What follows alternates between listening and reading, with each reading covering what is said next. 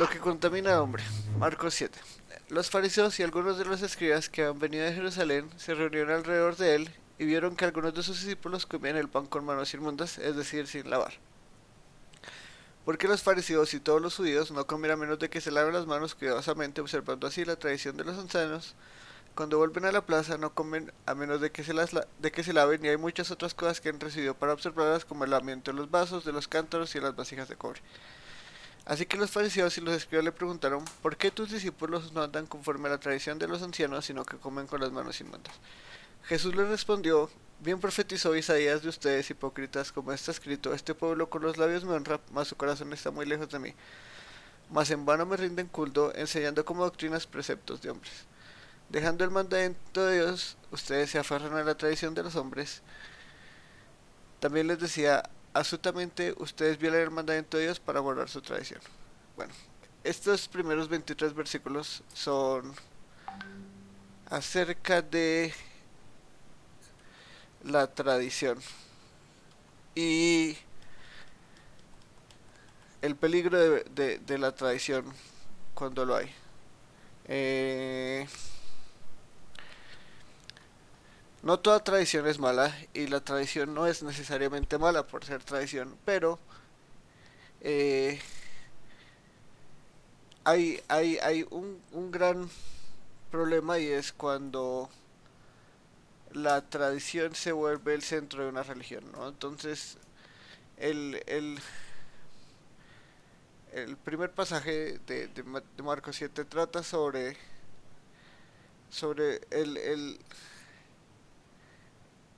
cómo, cómo una religión basada en tradición destruye al hombre, ¿no? Y realmente como enceguece más al hombre. eh, los fariseos son un ejemplo muy grande de esto, y obviamente los escribas, ¿no? Eh, los escribas en la época de Jesús eran considerados de los hombres más santos que existían, ¿no? Habían dicho que la ley le había pasado de Dios a Moisés, de Moisés a Josué, y de Josué a los escribas, ¿no? Entonces era como tenían como esa posición de personas fieles a la escritura desde Moisés, ¿no? O sea, tenían a los ojos del pueblo religiosamente tenían un lugar muy alto, ¿no? Y los fariseos, obviamente, se comportaban y hacían exteriormente todo lo que la gente ve como santo y como bueno, ¿no? De hecho, el término fariseo significa separado, ¿no? De cierta forma tiene esa similitud con santo, ¿no? Tienen esa percepción de que son lo mejor de lo mejor, ¿no? Eh,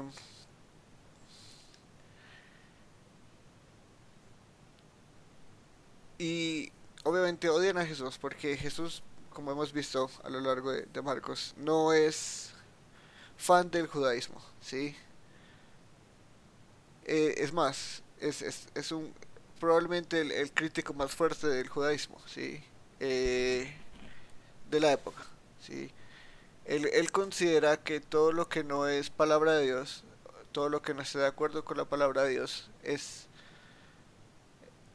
dañino de cierta forma, y hace al hombre más esclavo que libre, ¿no? Y hace al hombre menos santo, y hace al hombre, eh, condena al hombre, realmente, ese tipo de comportamientos, ¿no? Entonces, los fariseos ya han intentado buscar cómo acusarlo, cómo hacerlo ante los ojos de las personas, como que la gente quieren que las personas dejen de verlo como el profeta para que puedan arrestarlo y puedan crucificarlo, ¿sí? Porque realmente no temen a Jesús, sino temen al pueblo, ¿sí? Algo que en esa época se nota mucho más que ahora, ¿no? Y el poder de las masas, ¿no? Donde está la mayoría de la gente, al que sigue la mayoría de la gente realmente es el que tiene más poder, ¿no? Entonces quieren arrestarlo, quieren crucificar, bueno, quieren matarlo, no necesariamente quieren crucificarlo, pero sí quieren matarlo. Y están buscando, desde aquí en adelante, van a buscar una razón, y van a buscar que en público eh, admita algo que pueda causar que lo condenen, ¿no? Ya sea con los romanos o entre los mismos judíos, ¿sí? Eh, y en esta ocasión ven a los discípulos comer el pan con manos inmundas, ¿no? Y es curioso, ¿no? Porque si uno lee esto diría como que cochinos los discípulos no se lavan las manos antes de comer, ¿sí? Y no, no es así, ¿sí? Es una tradición, ¿sí? Es una tradición que tenían los judíos, ¿sí?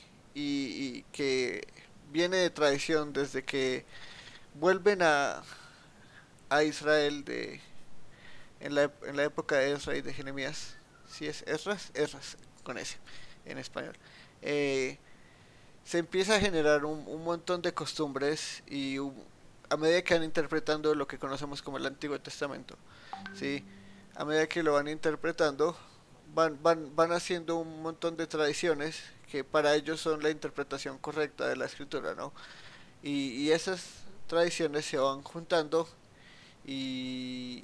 se hizo un compendio, el primer compendio se llamó Mishnah, que es el que se usaba en la época de Jesús, luego se conoce como el Talmud más adelante, pero son todas esas costumbres que a través de la historia, después de que fueron exiliados de Judá, por primera vez, sí, y fueron a Babilonia, y luego los cogieron los persas, y luego los griegos, y luego Judas Macabeo pelea por los judíos, y de cierta forma consigue independencia, luego están al servicio de los romanos, sí, eh, de nuevo, y en todo ese periodo de 400 años se generan muchas tradiciones, muchas costumbres que a los ojos de los judíos son lo que los hace puros, lo que es correcto, ¿no? Y todo este tema de lo que es lícito y no es lícito es parte de eso, ¿no? Eh, en este caso es el lavamiento de las manos, ¿no? Y no es que simplemente se lavaran las manos, ¿sí? Por eso Marcos hace un paréntesis, ¿no? Realmente Marcos escribió esto desde Roma y la audiencia era primeramente gentil, no tenían tanto conocimiento de las costumbres judías y por eso hace ese paréntesis, ¿no? No es que se lavaran las manos, se las lavaban súper meticulosamente. O sea, no es que simplemente tenían que lavárselas de una forma, ¿sí? Es que tenían que seguir un ritual de lavamiento, si no eran impuras o inmundas, ¿sí? Eh, la gente en el primer siglo se lavaba las manos antes de comer, ¿sí? Si uno tenía las manos sucias, si uno las tenía con tierra o algo así, era obvio que eso mataba a la gente, ¿sí?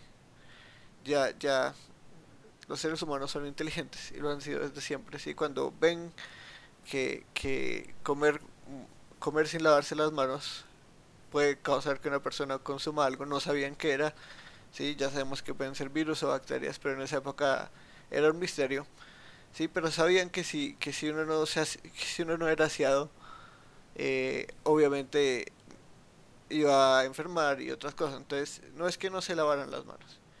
Es que de acuerdo con el ritual judío y con los estándares judíos de limpieza de las manos, no lo estaban haciendo bien, ¿no? Y tenían reglas para todo, ¿sí?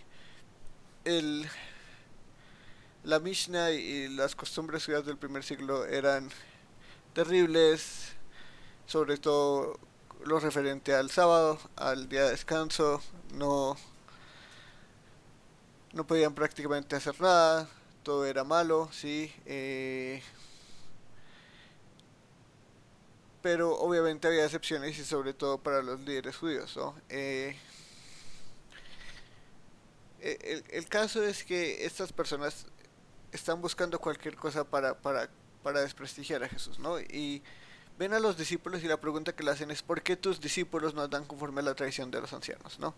Entonces acá no es un tema de Dios, acá no es un tema de religión verdadera, de una religión que se basa en la palabra de Dios, en lo que Dios dice, en lo que Dios nos comunica o nos ha revelado a la humanidad. Esto es tradición, ¿no? Y pasa hoy en día realmente los dos ejemplos más grandes de la historia de tradicionalismo son el cristianismo y el judaísmo, ¿no? El judaísmo hasta hoy día todavía sigue con esas eh, tradiciones que tuvieron en la época de Jesús, ¿sí? Incluso un rabbi muy famoso que una vez dijo que si los judíos admitían que, que Jesús era el Mesías, se acababa el judaísmo, porque Jesús fue el crítico más grande del judaísmo, ¿sí? Incluso 2000 años después de lo que ha pasado, todavía no pueden tolerar el hecho de que curó a una persona en el sábado. O sí, ese tipo de cosas todavía para ellos son impensables, porque tienen la misma tradición y la han tenido por miles de años, ¿sí? Desde el exilio y desde volver al exilio han generado todas esas tradiciones, ¿sí? Y viven de ellas, ¿no? Para ellos es mucho más importante muchas veces la tradición que las escrituras, ¿sí? Es impresionante cómo son de rigurosos hoy en día. Obviamente no todos los judíos hoy en día son religiosamente judíos. El judaísmo eh, no. Hoy en día hay una división muy grande entre el judaísmo étnico y el judaísmo religioso.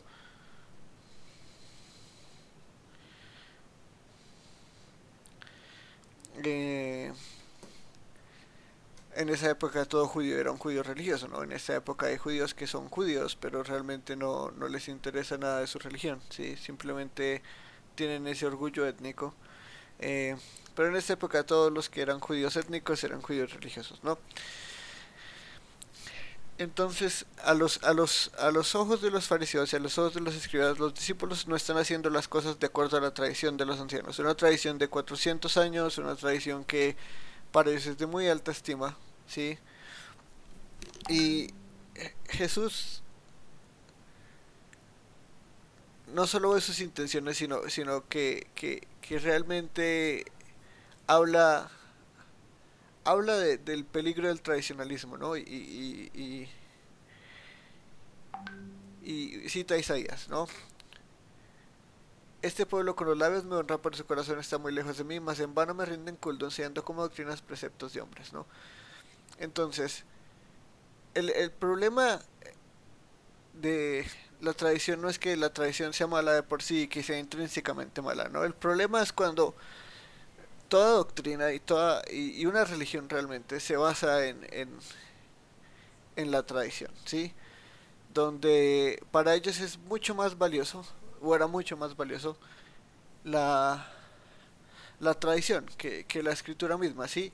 Ellos se la sabían de memoria, la leían casi todos los días, eran los que la enseñaban, ¿sí? Pero, pero para ellos no era tan importante eso, no era tan importante decir como, oh, ¿qué dijo Dios? Sino, ¿qué hemos hecho por X cantidad de tiempo y cómo debemos seguir haciéndolo, ¿no? ¿Cómo debemos conservar esa liturgia, ¿sí? Ese, ese comportamiento tradicional de cómo se hacen las cosas, ¿no? Y eso es una marca muy fuerte del cristianismo en muchas denominaciones, ¿no? La iglesia ortodoxa griega, la iglesia ortodoxa oriental, la iglesia católica y el protestantismo en muchas cosas sigue. Hay muchas denominaciones, hay muchas personas que le den más valor a la tradición, ¿no? Eh, que, que escuchan himnos porque han escuchado himnos por 500 años de la Reforma, ¿no? O que cantan himnos solamente por eso. O que la iglesia tiene que ser de cierta forma porque lo hemos hecho por miles de años por eso, ¿no? Como las iglesias católicas que tienen que tener esa estructura semigótica eh, para, para mostrar la grandeza de Dios, ¿no? Es importante ver que la tradición no es mala, pero cuando uno basa sus doctrinas en, en la tradición, uno está totalmente alejado de Dios, ¿no? Y lo dice Isaías, enseñan como doctrinas, preceptos de hombres, ¿sí? Las doctrinas son humanas, eh, las tradiciones son humanas, ¿sí? Son cosas que pueden ser muy buenas para la iglesia, son cosas que pueden ser muy dañinas para la iglesia, son cosas que pueden ser muy buenas para nosotros, muy dañinas para nosotros, ¿no? Hay, hay muchos comportamientos, o sea, hay muchísimas personas que no saben ni siquiera quién es Jesús, no saben ni siquiera qué dice en la Biblia, pero dicen ser cristianos o dicen ser creyentes, sí.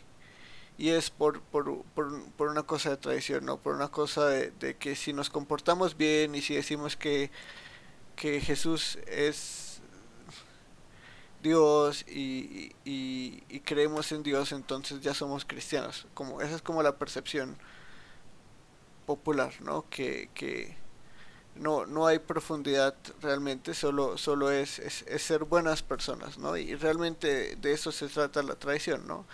Y, y es una cosa muy curiosa históricamente que la mayoría de debates entre denominaciones y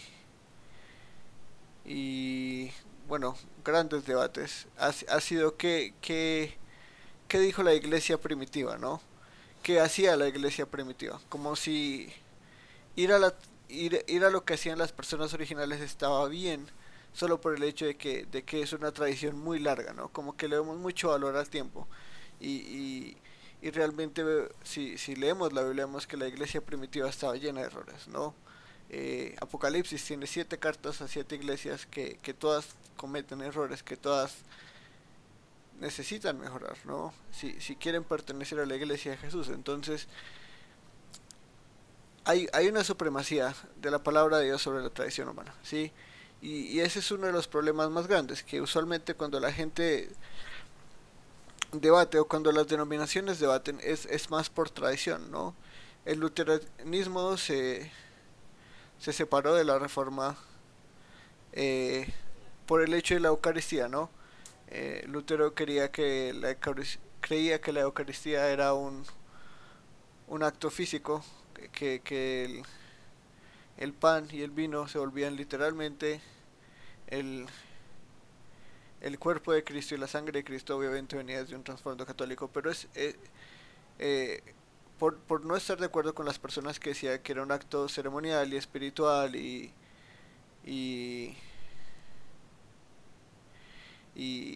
en memoria del sacrificio de Jesús, se separó de la reforma, ¿no? Y le cerró la puerta a Suiza, le cerró la puerta a Francia y creó ese movimiento luterano en Alemania nomás.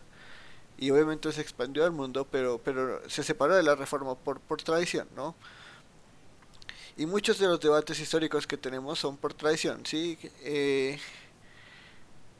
El, el ejemplo más grande que hay, obviamente, en el cristianismo es la Iglesia Católica. La Iglesia Católica es una de las iglesias más tradicionalistas que existe, ¿sí? Hasta el punto que incluso la tradición tiene más valor que la Biblia, ¿no? Está el Papa, está la tradición y está la Biblia, ¿sí? En ese orden en específico, ¿no? Incluso cuando el protestantismo salió en el concilio Trent, bueno, no sé cómo se dirá en español, pero en ese concilio estaban buscando cómo ver ese movimiento protestante que estaba saliendo y buscar hacer una armonía y buscar a ver si se podía arreglar eso y el Papa dijo no y porque el Papa tenía autoridad, entonces tenía más autoridad que incluso ver las cosas bíblicamente, incluso sentarse a ver y decir, ¿será que esto es verdad? Se separan completamente del protestantismo y es más, crearon una reforma católica y añaden los libros apócrifos y añaden un montón de cosas y se hace un catolicismo mucho más fuerte, ¿no? Y es porque uno le ve más valor a la tradición que, que al que a la Biblia, ¿no? Y a la palabra de Dios misma, ¿no? Y eso es lo que dice Isaías. Un culto vano es un culto en el que las cosas se basan en lo que dice el hombre o lo que cree el hombre, ¿sí? No importa qué música se toque, qué música se cante, no importa si el edificio es grande o pequeño, no importa si hay luces de colores o no hay o luces blancas, ¿sí? No tiene que haber un coro, no tiene que haber una orquesta, no tiene que haber una banda con batería, ¿sí? Lo importante no es qué tradición tenemos y a qué tradición venimos y qué tenemos que hacer porque lo hicimos antes, ¿no? Lo importante a los ojos de Jesús es basar la religión o basar las doctrinas en lo que Dios dice, ¿no? Dejando el mandamiento a Dios, ustedes se aferran a la tradición de hombres. Entonces hay un contraste grande entre aferrarse al mandamiento de Dios o aferrarse a las tradiciones humanas, ¿sí? Si uno se aferra a los mandamientos de Dios, no quiere decir que no hay tradiciones humanas, ¿sí? Pero uno va a seguir lo que Dios quiere, hacer lo que Dios quiere, ¿sí? Que haya cosas que tradicionalmente hemos hecho por mucho tiempo y estén mal, puede que sí, sí. La verdad es que muchas cosas son así, sí. Eh, lo importante y lo que agrada a Dios, sí, como dice Juan, el culto verdadero, la oración verdadera es en espíritu y en verdad, ¿no? Y es un conocimiento pleno de quién Dios es y de quién Jesús es, y, y un espíritu dispuesto, un espíritu, sí, ese lado de afecciones y razón van juntos en la oración, sí. Y es a Dios, no es a las tradiciones de hombres, sí. Una religión basada en tradiciones de hombres es una religión donde se adora a los hombres, ¿sí? Por más de que se diga que se adora a Dios, ¿sí? Si se le cierra a una persona, la puerta a una persona porque eh, no se viste como nosotros nos vestimos, ¿sí? Porque hay iglesias súper tradicionalistas donde toca ir con corbata y traje y vestido y falda, ¿sí? O si no, no se puede ir a la iglesia. Hay iglesias así y es terrible porque para ellos es más importante cómo se ve la gente que el corazón de las personas, ¿sí? Es lo contrario para Jesús, ¿sí? Para Jesús, sí, el corazón que se aferra a Dios y que adora a Dios es más importante que cómo estén las cosas por fuera, ¿no? Y por eso les dice hipócritas a los fariseos y a los escribas, porque ellos por fuera y cómo se visten y cómo hablan y cómo hacen, siempre tienen ese comportamiento que es digno de Dios. Y estoy haciendo comillas con mis dedos, ¿no? Es digno de Dios, pero realmente por dentro es todo lo opuesto, ¿no? Por dentro adoran los hombres, buscan que los hombres los adoren, buscan ser el centro de atención, buscan ser los vistos como los santos, ¿sí? No, no, el centro de ellos y el, el, el centro de la oración de ellos realmente son los hombres y la traición humana y Dios es simplemente una nota a pie de página, ¿sí? Y pasa, ¿sí? Y es muy peligroso ponerle demasiado valor a la tradición y seguir las cosas que dicen los hombres, ¿sí? Por eso Dios nos dejó la Biblia y por eso Dios eh, ha dejado en la Biblia cosas que son muy claras y cosas que son de conciencia, ¿no? A fin de cuentas, no todo está es explícitamente escrito y referido en la Biblia como toda situación que vamos a vivir y todo pensamiento que vamos a tener y toda decisión que vamos a tomar. No hay muchas cosas que son grises, ¿sí? Que son de conciencia, que no está bien y no está mal, sino mientras uno tenga la conciencia bien y lo esté haciendo de, con buena conciencia y con conocimiento pleno, está bien hacerlo o no hacerlo, sí, comer carne sacrificada de hilos o no comer carne sacrificada de hilos.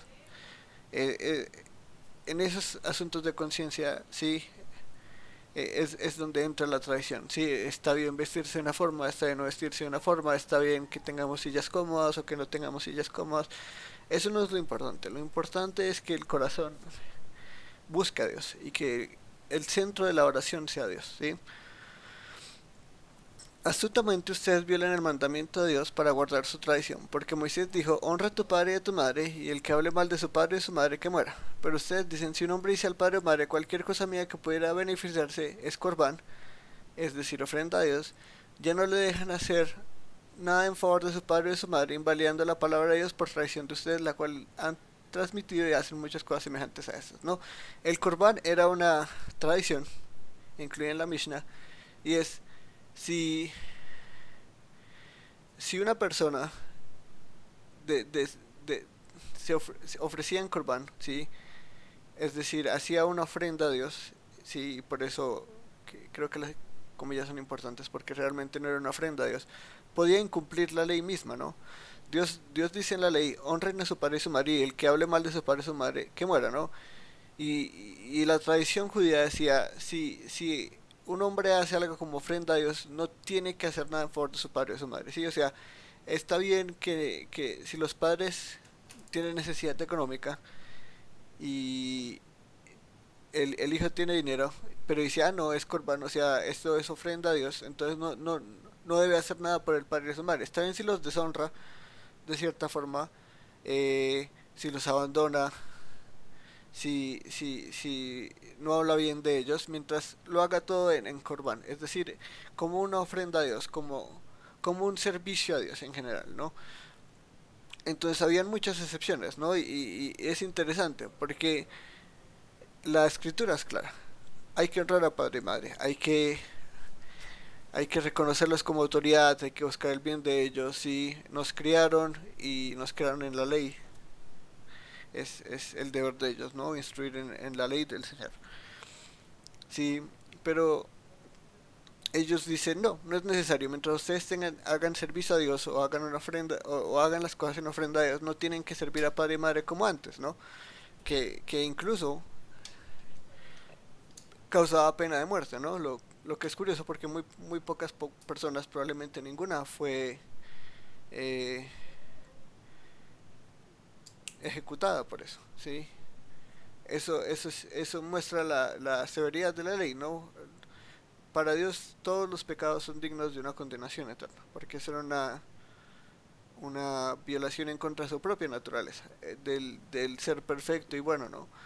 Y en el Levítico se nota la mayoría de pecados y la mayoría de desobediencia a la ley, sino toda tiene pena de muerte, ¿sí? No quiere decir que los judíos se la pasaran matando gente, ¿no? Porque se hubieran quedado sin población, realmente todos somos así, ¿sí? Eso es simplemente para mostrarnos la severidad del pecado, no que no lo merezca, ¿sí? Pero ahí muestra la severidad del pecado, ¿no? Y hacer esto es digno de muerte, ¿sí? Así no lo hagan, es digno de muerte, ¿sí? Y ustedes lo reducen tanto que ni siquiera le dan la severidad y la importancia que tiene, ¿sí? Y usan a Dios como excusa para seguir su traición, ¿no? Es ofrenda a Dios, entonces no tengo que hacer lo que antes tenía que hacer, ¿sí? Porque es más importante seguir mi religión y la tradición judía que realmente obedecer a Dios y lo que Dios dice, ¿sí? Y dice, invalidan así la palabra de Dios por traición de ustedes, ¿no? Entonces la traición tiene tanto valor que la palabra de Dios es nula, ¿sí? Y ese es el peligro que se corre. Si la palabra de Dios es invalidada por tradición humana, entonces no hay religión verdadera y se está haciendo un culto en vano, ¿sí?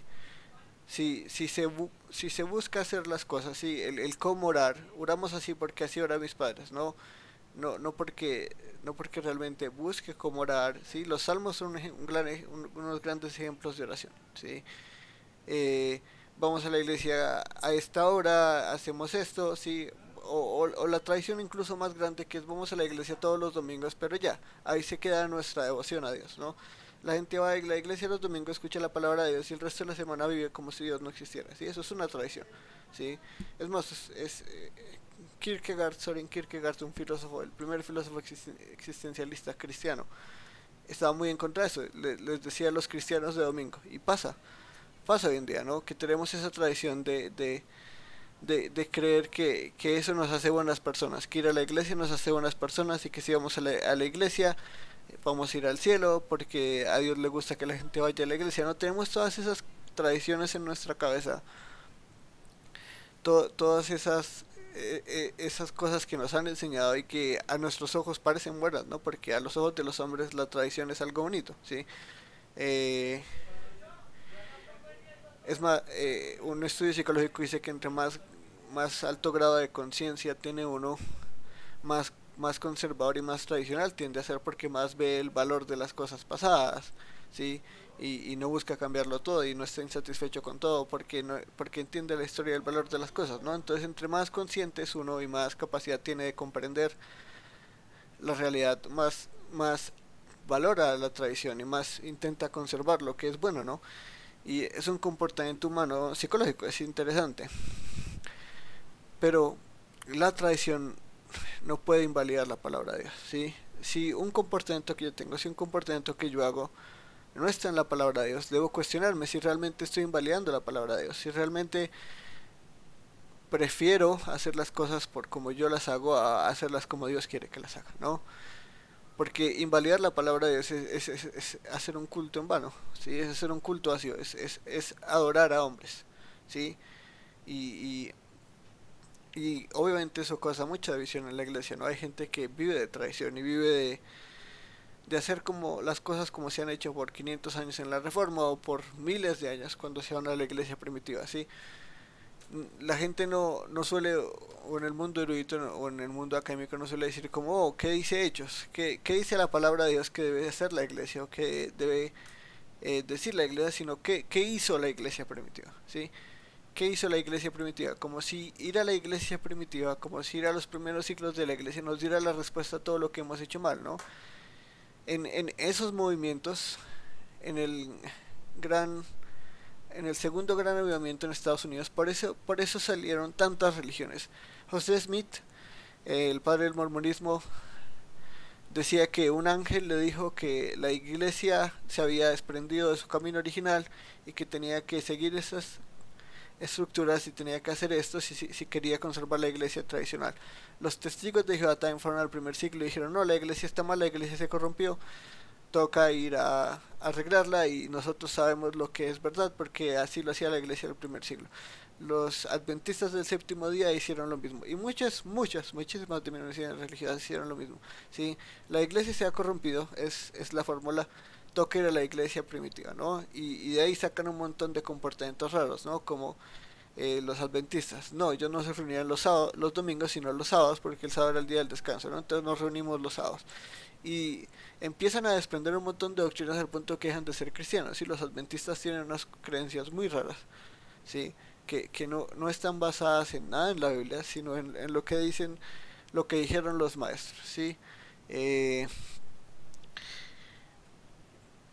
eso pasa en los círculos reformados, pasa mucho con esa obsesión con los himnos y que todo tiene que ser himnos y que todo tiene que ser eh, todos tienen que ir con saco y corbata, sí, o si no, entonces no hay pastor, sí, un pastor tiene que ser mejor presentado, mejor dicho, sí, o sea, todo ese tipo de tradiciones, aunque no son malas necesariamente ya es a sabiduría de la iglesia y de la persona que implementar, sí, sobre todo de la iglesia, porque la iglesia debe ser la que implementa esas cosas.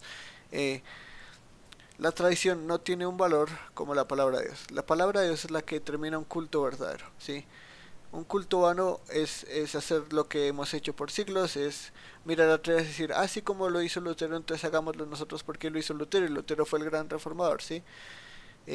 No, ¿sí? Los hombres somos seres caídos, los hombres somos seres pecadores, ¿sí? Y por más de que no hagamos todo mal siempre, ¿sí? Vamos a equivocarnos, ¿sí? No hay hombre santo sino Jesús, ¿sí? Pablo cometió errores seguro, ¿sí? Pablo no fue un hombre sin pecado, ¿sí? No todo lo que eh, hizo Pablo o dijo Pablo fuera de lo que está escrito en la Biblia, ¿sí? Es, es necesariamente bueno, ¿sí? Probablemente cometió muchos errores, ¿sí? Y fue aprendiendo, ¿sí? Y, y,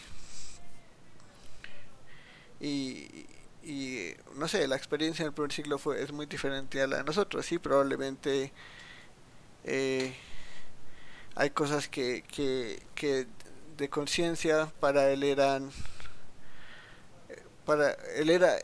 él tenía esa posición de ser todo para todos, para salvar todos a Jesús, no toda la gente haría eso y no toda la gente estaría de acuerdo con eso, sí, en el mundo en el que vivimos, ¿no? Vivimos en mundos muy diferentes, sí, pero mientras sea palabra de Dios y mientras esté escrito y es lo que Dios nos haya revelado, sí, es culto verdadero, sí, todo lo demás, sí, sí, sí, si Pedro fundó la iglesia en Roma y por eso la iglesia en Roma es tan importante, lo que no es verdad, pero, pero es una tradición, sí, eso es lo importante, y si por eso es importante, hay que ver en la Biblia, sí, en la Biblia no hay ninguna preeminencia de ninguna iglesia sobre la otra. Sí, en la iglesia primitiva se consideraba a Roma un lugar importante porque vivían en el imperio romano. Sí, la iglesia en Roma era la iglesia en la capital del imperio. Sí, no es porque era fundada por Pedro que era la más importante, la más valiosa. Simplemente la iglesia en el lugar más importante del mundo conocido era la iglesia más importante en ese sentido, ¿no? Pero no porque haya sido así tiene que ser así ahora, ¿sí? Hay que ver que no toda tradición humana es buena, ¿sí? que, que lo importante es ver la palabra de Dios y decir, oh, así Dios piensa, así nos lo ha dicho Dios y qué debemos hacer respecto a eso, ¿no? O sea, al punto de que podemos llegar a invalidar la palabra de Dios por tradición, ¿sí? Por no aceptar personas que crean exactamente lo mismo que nosotros, ¿no? Eh, Hay círculos hipercalvinistas donde ni siquiera eh, evangelizan porque creen que Dios va a salvar a quien Dios salva y si Dios quiere que alguien vaya a la iglesia, pues Dios lo va a mandar a la iglesia de alguna forma u otra, ¿no? Son tradiciones terribles que hacen mucho daño, pero ahí es donde hay que buscar sabiduría, es donde es importante conocer la palabra de Dios, ¿no? Es importante ver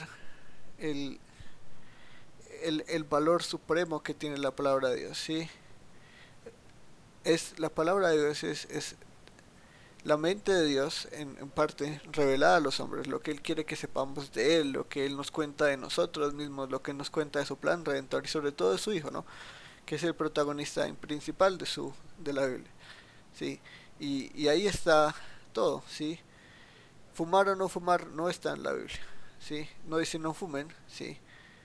Eh, y Charles Spurgeon, uno de los mayores pastores, y la mayoría de puritanos y de reformadores primeros fumaban, ¿sí?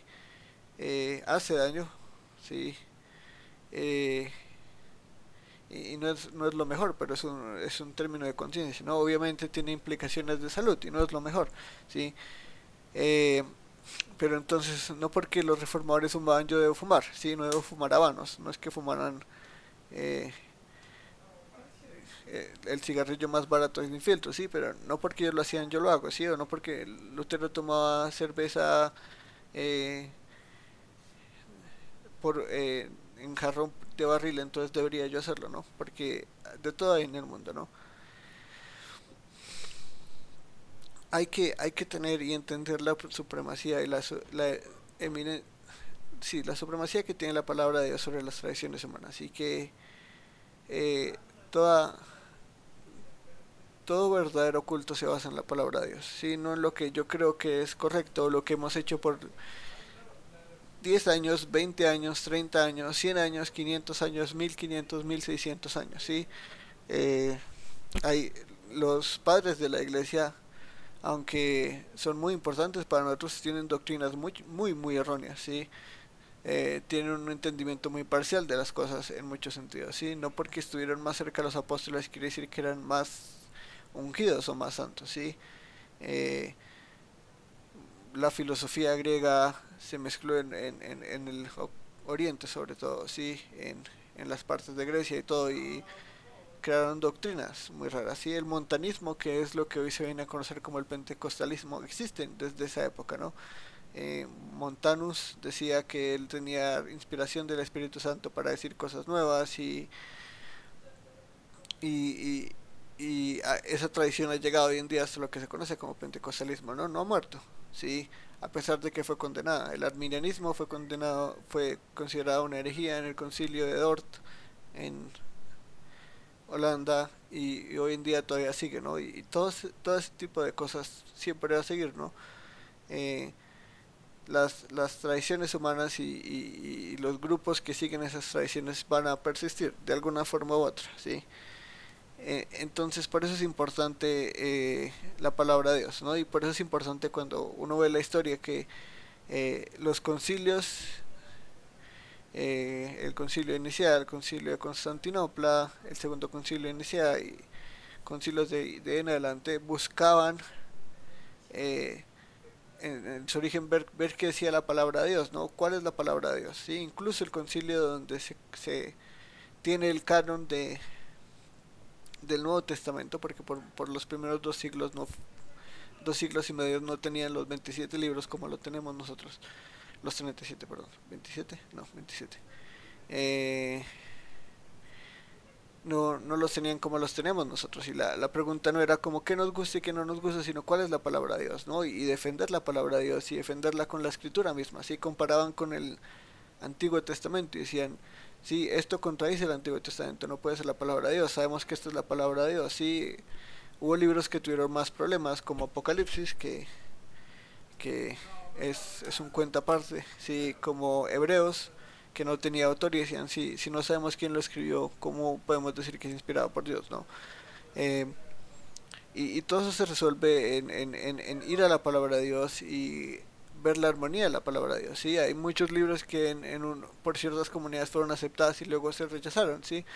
Porque a pesar de que eran muy buenos escritos, ¿sí? Y eran importantes para aprender y había mucha teología buena y sabían que no era palabra de Dios, ¿no? Y que había sido escrito por un hombre y no buscaron eh, simplemente ver lo que más les gustaba, sino lo que menos les gustaba y hacer un libro basado en lo que ellos querían, ¿no? El propósito era siempre cuál es la palabra de Dios y qué dice Dios, ¿no? Y por eso lo comparaban con el Antiguo Testamento y la armonía entre los libros, ¿sí? Y que no se contradijeran, por eso Santiago tuvo tanto problema, ¿no? Porque decía que la fe sin obras está muerta, cuando sabemos que la fe eh, existe en sí misma, ¿no? Y que las obras son un fruto de la fe, ¿no? Y fue por no entender bien el pasaje que se rechazó, pero no porque fuera contradictorio, ¿sí? Todo ese tipo de cosas es importante. La palabra de Dios es lo que en esa época y por los primeros siglos de la iglesia fue lo que determinaban qué era y qué no era, ¿no? Luego obviamente empezó la traición y empezó el papado y empezaron a distorsionar las cosas, ¿no? Una persona tenía tanto poder que no quería dejarlo, ¿no? Y hubo un punto en el que hubo tres papas en Europa al mismo tiempo, uno en Pisa, uno en Aviñón en Francia y uno en Roma, ¿sí? Y todos se aferraban a la tradición y todos se aferraban a ese poder y todo era un caos porque cuando se aferra uno a la tradición, ¿sí? eh, Uno puede hacer lo que quiera, ¿no? Si dicen que el Papa tiene la autoridad o es el vicario de Jesús sobre la tierra, entonces, ¿qué pasa cuando hay tres vicarios al tiempo? ¿A quién le hacemos caso? ¿Sí? Eh, la tradición es un ejemplo grandísimo en la Edad Media, ¿no? Donde incluso llegó a ser tan fuerte la tradición humana que en los monasterios se estudiaba más la tradición de la iglesia y la historia de la iglesia que la Biblia misma, ¿no? Había gente que vivía en un monasterio y era un monje y se supone que eran las personas más religiosas y más sabias y estaban estudiados en todos menos en la Biblia. Sabían filosofía, sabían música, sabían todo lo necesario para ser un buen profesor en el mundo secular, pero la Biblia no sabían mucho y eh, empezaron a hacer la liturgia en latín y el pueblo no entendía, el pueblo no sabía eh, qué estaba pasando ahí, ¿no? Eh, Incluso en eso se empiezan a hacer, en la liturgia en latín se decía hoc es corpus meum, que es este es mi cuerpo. Y la gente no entendía y pensaban que estaban haciendo un acto de magia y de sale el hocus pocus, ¿no? Que es el abracadabra en inglés y en la mayoría del mundo, ¿sí? Porque pensaban que estaban haciendo magia en el púlpito, porque la tradición era tan importante que, que no buscaban que la gente conociera a Dios y que vieran a Dios, sino simplemente hacer lo que tenían que hacer y ya, ¿no? Y las indulgencias y las confesiones y eh, el poder de perdonar pecados de parte de los sacerdotes y todas esas cosas que llevan a la Inquisición, ¿no? Porque tenían el perdón de la iglesia para hacer lo que realmente quisieran prácticamente y fue devastador para muchas personas la Inquisición. Llamando de nuevo a la multitud, Jesús les decía, escuchen todos lo que les digo y entiendan. No hay nada fuera del hombre que al entrar en él pueda contaminarlo, sino que lo que sale de adentro del hombre es lo que contamina al hombre. Si alguno tiene oídos para oír, que oiga. Cuando los Cuando Jesús dejó a la multitud y entró a su casa, sus discípulos le preguntaron acerca de la parábola. ¿También ustedes son faltos de entendimiento? Les dijo, ¿no comprenden que todo lo que de afuera entra al hombre no lo puede contaminar, porque no entra en su corazón sino en el estómago y se elimina? Jesús declaró, así limpios todos los alimentos. ¿Sí? También les decía, lo que sale del hombre, eso es lo que contamina al hombre, porque dentro del corazón de los hombres salen los malos pensamientos, fornicaciones, robos, homicidios, adulterios, avaricias, maldades, engaños, sensualidad, envidia, calumnia, orgullo e insensatez. Todas estas maldades de adentro salen y contaminan al hombre. ¿Sí? Entonces, el peligro de la traición es terrible, ¿no? Y ahora nos muestra la naturaleza de dónde viene y por qué es tan peligrosa la traición, ¿no? Les cuento una parábola, obviamente, nadie entiende, ¿sí? Ataca directamente la traición, ¿sí? En la tradición de los judíos uno no podía ni siquiera tocar un lagarto porque ya era impuro, ¿no? Eh, Hay una anécdota muy curiosa de la historia y es que cuando los judíos volvieron a Israel y estaban reconstruyendo el templo después de que Sirio de Persia les da permiso de volver a sus tierras, eh, los samaritanos querían ser parte de ellos, los judíos no los dejaron por haberse mezclado con personas gentiles y ellos ponían un cerdo en las puertas de la construcción y al ver el cerdo ya los judíos tenían que esperar 7 días a purificarse, a, a 7 días a purificarse para poder seguir construyendo, ¿no? Y es muy interesante como esa tradición y como lo que ellos pensaban, ¿sí? No tenía nada que ver con lo que era ser puro o impuro, ¿no? Que sus ritos y sus rituales y sus tradiciones eran tan importantes para ellos que a veces, o sea, tenían reglas tan raras como ni siquiera muchos judíos ni siquiera miraban a mujeres, ¿sí? Habían un grupo que no me acuerdo cómo se llamaban, pero que se chocaban siempre con todo porque evitaban a ver una mujer por no caer en lujuria, ¿no? Eh, entonces se chocaban con todos. Les tienen un nombre, luego me acuerdo del nombre, luego lo busco, no, pero es así, o sea, así extrema es la tradición que a veces no hablaban, ni siquiera hablaban con samaritanos a no ser que tuvieran que hacer un tratado, un intercambio comercial o algo así, ¿no? Todo por traición, porque nuestros padres rechazaron a los samaritanos, entonces nosotros los rechazamos porque eso es lo mejor, porque ellos son impuros, porque nosotros somos puros, etcétera, ¿no? Entonces toda esta tradición, sí, eh, tiene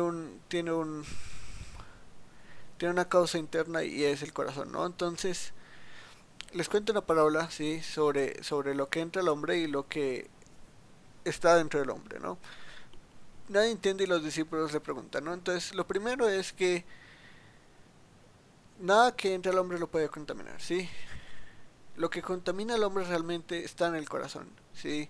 Y la comida que uno coma, por más eh, impura que sea a los ojos de los judíos, realmente nunca entra al corazón, realmente nunca cambia, eh, nunca contamina al hombre para hacer mal, simplemente es un alimento, ¿sí? Y entra al estómago y se elimina, o sea, entra y sale, ¿sí? O sea, realmente no es algo que es impuro, como los judíos creían, ¿no? Y declara limpios todos los alimentos, lo que es a los ojos de los judíos algo terrible, ¿sí? Para ellos todo lo que fuera cerdo, reptiles, sí, etcétera, era terrible, ¿no? Incluso hoy la comida kasher es así, súper exigente, ¿sí? Eh, los judíos ortodoxos no comen nada a no ser que tenga el procedimiento kasher confirmado. Eh, entonces, todos sus alimentos son limpios y esto es algo con lo que por lo menos Pedro vamos a ver que va a luchar en hechos, ¿no? Y Jesús le dice, lo que yo he hecho puro, no, nadie lo puede llamar impuro, ¿sí? Él es el estándar de pureza y él es el que determina lo que es puro. Todos los alimentos son limpios, todo lo que entra al hombre, ¿sí? Es bueno, ¿sí? No lo hace impuro, no lo contamina como creían ellos, no, como el lavado de las manos, esa tradición no es correcta, ¿sí? A los ojos de Dios y Jesús mismo lo dice, todos los alimentos son limpios, ¿sí? Pero lo que sale del hombre, lo que está dentro de nosotros, lo que está en nuestro corazón, eso es lo que contamina al hombre. Y aquí está la antropología de Jesús, de, de del hombre, ¿sí? La antropología según Jesús. ¿Es el hombre bueno y la sociedad lo corrompe o es el hombre el lobo del hombre como como es los polos filosóficos, ¿no? Y la realidad es que al, a los ojos de Jesús el hombre es terrible, ¿sí? Adentro del corazón de los hombres salen los malos pensamientos, ¿sí? Todo, todo pecado, ¿sí? Empieza en el corazón, empieza interiormente, ¿sí? No se manifiesta exteriormente, ¿sí? No es porque yo crecí en una mala sociedad, o porque crecí en una mala familia, o porque me pasó algo, o X o Y, que yo hago cosas malas, ¿no? Está en el corazón, ¿sí? No es lo que me afecta, no es lo que veo, no es lo que oigo, ¿sí? No es lo que, lo que es externo a mí y veo y me influencia y oigo, sino realmente la raíz del mal, ¿sí? Está en el corazón de los hombres, ¿sí? Está entre nosotros, ¿sí? Y ahí es donde empieza el mal, ¿sí? Que buscamos excusas para hacer mal siempre, ¿sí? Eh, que nos lastiman, que se nos murió alguien que sufrimos, para emborracharnos, para ver cosas indecentes, o sea, para todo tenemos excusas, ¿sí? Para, para todo buscamos en nuestro corazón una razón de hacer las cosas, ¿no? Pero la raíz está en el corazón, ¿sí? Para Jesús el hombre humano es malo, ¿sí? Y, y, y es pecador, ¿sí? ¿Sí? No es bueno, ¿sí? No es puro, no por tener una dieta perfecta a los ojos de Dios es puro, ¿sí? No por lavarse las manos de una forma es puro, ¿sí? Lo único que puede purificar al hombre es un cambio de corazón, ¿sí? Esa es la realidad a los ojos de Jesús. Todos los hombres son igual de impuros, ¿sí? No por hacer más o hacer menos uno es igual de puro, o más puro que otros, ¿sí? No por ser judío, en este caso, uno es más puro que los demás, no por ser cristiano, no por nacer en una familia cristiana, somos más puros que los demás, somos más buenos que los demás. Y es una concepción que tristemente no se enseña mucho en la iglesia, ¿no? Y que hasta que uno no crece y uno no se da cuenta del corazón terrible que uno tiene, no ve la realidad, ¿sí? Nos crían para ser buenas personas, para comportarnos bien, para hacerlo bueno, pero la realidad es que de nuestro corazón salen las cosas, ¿sí? Obviamente buscamos excusas para hacerlo. Ay, que me junté con tal amigo, entonces él me enseñó a tomar y entonces por eso tomo. No, realmente nuestro corazón es perverso, ¿no? Empiezan los malos pensamientos y todo empieza con un pensamiento, ¿sí? Todo empieza con, con ese desarrollo de las intenciones, ¿sí? Las intenciones son lo que empiezan, ¿no? Y de ahí se desarrolla lo demás, ¿no? Fornicaciones, ¿sí? El deseo de yo quiero complacerme y voy a buscar hacerlo porque sí, porque quiero, porque puedo, ¿sí? Y lo hago. Los robos, ¿sí? La necesidad no es no es la justificación para el robo, es la razón que busca mi corazón para robar, ¿sí? Podría trabajar, podría matarme, pero puedo robar. Ay, soy huérfano, entonces no puedo trabajar, necesito robar. O soy un niño, necesito robar, ¿sí? Hablando en la época del primer siglo, ¿no? Hoy es más terrible, ¿sí? Hoy eh, los shoplifting, que es eso que se roban una chocolatina o se empacan algo en los bolsillos de un centro comercial masivo, ¿no? Incluso de los Zara, de todos esos, ¿no? Y es simplemente porque quiero, ¿sí? Está en el corazón de nosotros, ¿sí? Los homicidios empiezan con un malo pensamiento, pero simplemente, homicidio es simplemente una manifestación de odio y últimamente odio a Dios, ¿no? El hombre es la imagen de Dios en la tierra y quiero matar a Dios, entonces mato a Dios, ¿no? El adulterio también empieza en el corazón.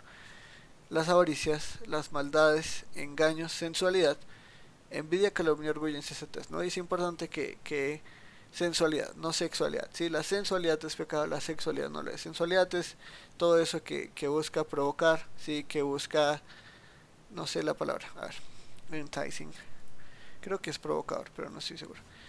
Enticing, Spanish. Tentador. Bueno, sí, todo lo que la sensualidad es todo eso, como cómo no se viste, cómo se comporta, que siempre busca seducir, provocar eh, esos deseos en el corazón de la otra persona, ¿no? Eh, acá está. Entonces, eso es el pecado, ¿no? La sexualidad no es pecado, la sexualidad es hermosa y bonita, Dios la hizo y es buena, ¿sí? Pero la sensualidad no, la sensualidad es terrible y ser sensual es terrible, ¿no? Eh, el orgullo incluso y la insensatez, los engaños, la envidia, todas esas cosas terribles, todo eso fluye de nosotros, ¿sí? Todo eso sale de nosotros, eso somos nosotros, ¿sí? Somos fornicarios, ladrones, homicidas, adúlteros, avariciosos, malos, engañadores, sensuales, envidiosos, calumniadores, orgullosos e insensatos, ¿sí? Ese es el corazón humano, ¿sí?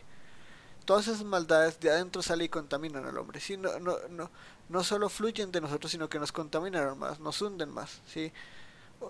Eh, una, una anécdota que cuenta uno de un profesor de, bueno, uno de los profesores con los que he aprendido es que eh, había uno de los, un pastor de jóvenes, ¿sí? Tenía un grupo y se iban a ir a la universidad y uno de los muchachos que era el que mejor se comportaba, ¿sí? Terminó descualquierándose en la universidad, ¿sí? Y, y volvió y le dijo al pastor, a mí nunca me contaron que el pecado iba a ser divertido, ¿no? Y es por eso, ¿no? Nos contaminan, porque realmente son placenteros temporalmente, ¿sí?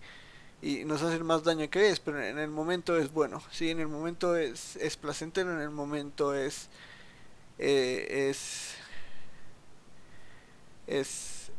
nutritivo, o bueno, creemos que es nutritivo para el alma, ¿no? Porque nos engañamos a nosotros mismos. Pero pasa, sí, nos divierte, nos alegra el momento, nos hace sentir bien, así sea por un momento, y nos contamina, nos hunde más, ¿sí? Eh, ese es el corazón humano, ¿sí? Y eso es lo que nos quiere decir Jesús, ¿sí? No es la tradición humana la que nos va a purificar, no es seguir unos ritos religiosos los que nos van a purificar, no es hacer X o Y lo que nos va a salvar realmente, ¿sí?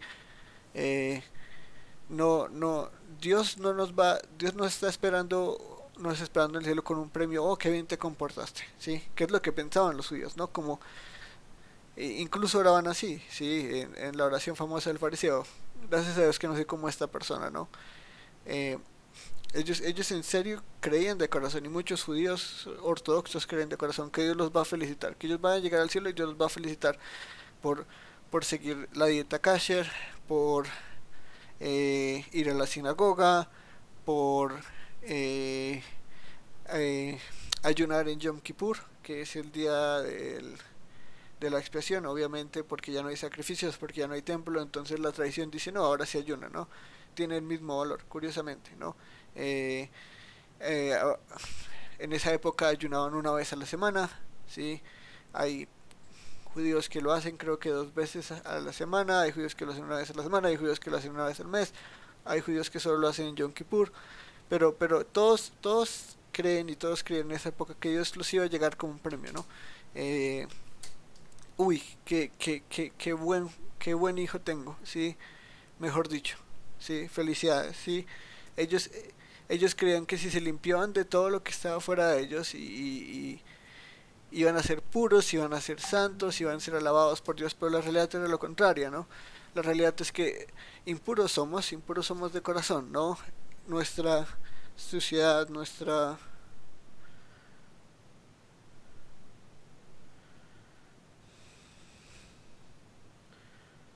eh,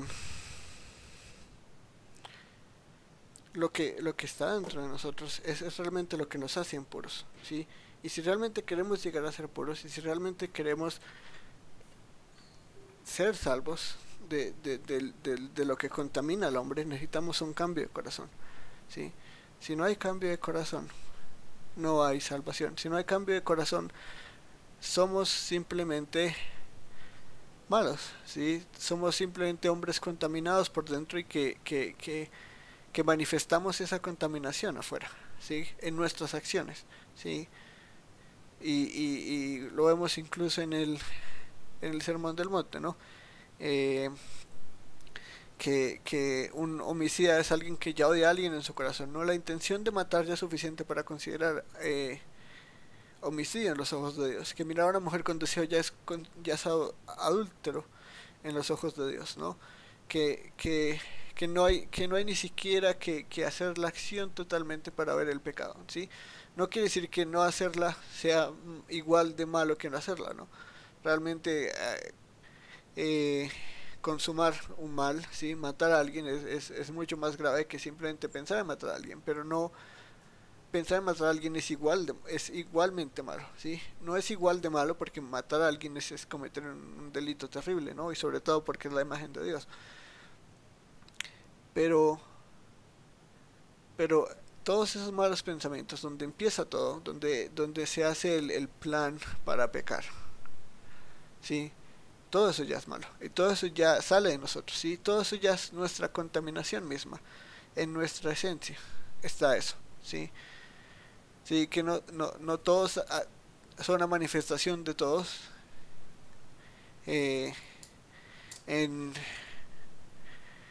en, en experiencia o en hecho, ¿sí? Como que no todos roban, aunque todos sí hemos robado realmente, ¿sí? Cuando alguien se encuentra un esfero de una persona o algo en una oficina o algo en el piso, nunca dice, oh, esto pertenece a alguien más, ¿no? Lo robamos, ¿sí? Eso es una manifestación interna de nuestro pecado, ¿sí? Eh, no todos somos homicidas literales, pero todos sí pensamos en matar a alguien una que otra vez, ¿sí? Así no queramos admitirlo, así queramos eh, pretender ante los ojos de las personas que somos santos y que porque nunca matamos a alguien somos mejor que el homicida, ¿no? Que ese es todo el dilema de la pena de muerte y todas esas cosas, ¿no? Como tenemos derecho sobre la vida de una persona que acaba de matar a alguien, ¿sí? Eso nos hace mejores, peores, pero el punto es que todos en nuestro corazón tenemos ese deseo, ¿no? Y el adulterio, sí, el no estar satisfechos y cuando no estemos satisfechos con alguien, la intención primera, sí, no es comunicarnos y arreglar las cosas, sino que cómo me puede satisfacer esto en alguien más, a quién voy que pueda satisfacer lo que esta persona no me está satisfaciendo, sí, obviamente específicamente en el matrimonio, sí, la avaricia, sí, a veces eh, incluso como los fariseos, ¿no? Usamos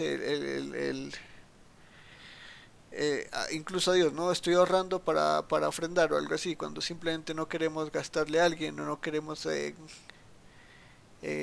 malgastar nuestro dinero, ¿no? Cuando queremos ser como un cangrejo, sí, que, que, que hacemos la fiesta de cumpleaños más barata simplemente con la excusa de ahorrar, sí, que hay necesidad, etcétera, sí, o no, ¿para qué tener más hijos si no hay plata? Sí, a veces usamos incluso cosas buenas como excusas para hacer el mal, ¿no? Y es importante entender, sí, Jesús vino acá a darnos un cambio de corazón, ¿no? Y después de todo el nuevo pacto es un cambio de corazón, hacer un corazón de roca, un corazón de carne. Y, y es un cambio total de naturaleza, ¿no? Nacer de nuevo es pasar de muerte a vida, ¿sí? Y es pasar de este hombre terrible a un corazón que ama a Dios, un corazón que anhela a Dios, un corazón que entienda a Dios, un corazón que busca lo bueno, ¿sí? Obviamente siempre tenemos esa lucha con el mundo, con el pecado nuestro y con Satanás, ¿sí? Pero es un cambio totalmente de corazón, ¿sí? Nada que nos quitemos, ¿sí? El, el, el, la actitud monástica de voy a alejarme de todo para que no peque, sí, para que no tenga ninguna tentación, no es la correcta, sí, porque lo que realmente de donde salen todos los males no es porque haya prostitutas en el mundo o pornografía en el mundo, porque hay más sitios pornográficos que cualquier otro sitio en el mundo, así. Eh, eh, el quitar toda la pornografía del mundo no me va a hacer a mí una persona pura de corazón y amorosa y sin lascivia, no, sí. Eso está en mi corazón, sí. Y lo voy a buscar de alguna forma u otra, sí. Como, no me acuerdo si fue R.C. Sproul o qué otro pastor escuché, me decía, si alguien quiere ver pornografía la va a ver, sí. No importa si tiene un bloqueo web, no importa si está en un si no tiene internet, si va a un wifi gratis, hace lo que quiere y lo busca, porque el deseo está en el corazón, ¿sí? solo Jesús puede cambiar eso, solo Dios puede hacer un cambio de corazón, ¿sí? Solo Dios realmente puede transformar ese corazón del hombre, solo Dios puede hacer puro. Solo la palabra de Dios, ¿sí? Puede mostrarnos cómo llegar a eso, ¿sí? Y ese es el mensaje de la palabra de Dios después de todo, redención, ¿sí? Ninguna tradición humana, por más linda, por más buena que parezca, por más que nos guste, nos va a salvar. Ninguna tradición humana nos va a ayudar a ser quien Dios quiere que seamos, ¿sí? Buscar a Dios y un culto verdadero, un culto que tiene como como eminente o más eminente la palabra de Dios que la tradición humana y que busca a Dios y que ve la supremacía de Dios sobre todo, ¿sí? Porque obviamente Dios es más supremo que su palabra, pero Él se revela a través de su palabra. Eh, Solo una persona que ve a Dios y que entienda a Dios y que busca a Dios realmente puede llegar a ese cambio de corazón, ¿no? Solo las personas que Dios salva pueden tener ese cambio de corazón y, y cuando el corazón es cambiado, sí, ahora sí ya hay pureza, ¿no? Ahora sí ya hay como dirían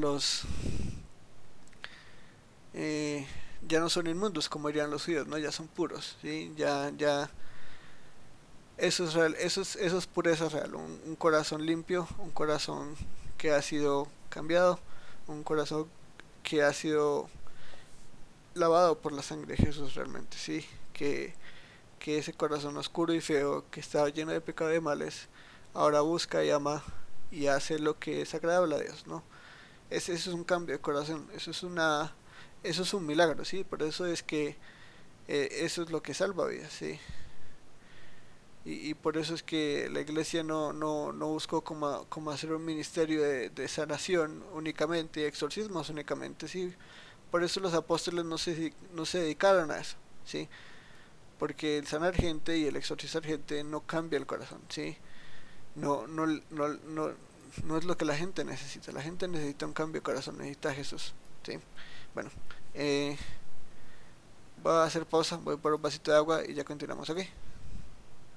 Preguntas si tienen y quieren ya las contesto. Eh, ¿Cómo pausa? Pausar. Listo. Entonces terminamos de la contaminación del hombre. Vamos a ver la historia de una mujer sirofenicia, ¿no? Levantándose de allí, Jesús fue a la región de Tiro y entrando en una casa no quería que nadie lo supiera, pero no pudo pasar inadvertido, sino que enseguida, al oír hablar de él, una mujer cuya hijita tenía un espíritu inmundo fue y se postró a sus pies. La mujer era gentil, sirofenicia de nacimiento y le rogaba que echara el demonio de su hija. Y Jesús le decía, deja que primero los hijos se sacien, pues no está en tomar el pan de los hijos y echarlo a los perrillos. Es cierto, Jesús, es cierto, Señor, dijo ella, pero aún los perrillos debajo de la mesa comen las migajas de los hijos. Jesús le dijo, por esta respuesta, vete y ya el demonio se ha salido de tu hija. Cuando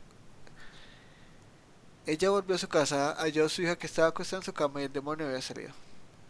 ¿Listo? Entonces,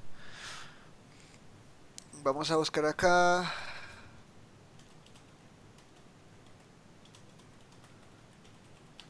Ok, listo. Entonces, ¿dónde está el mapita? Vamos a ver este mapita. Entonces, ay, ¿por qué estas páginas siempre son así, Camelito? Yo no entiendo.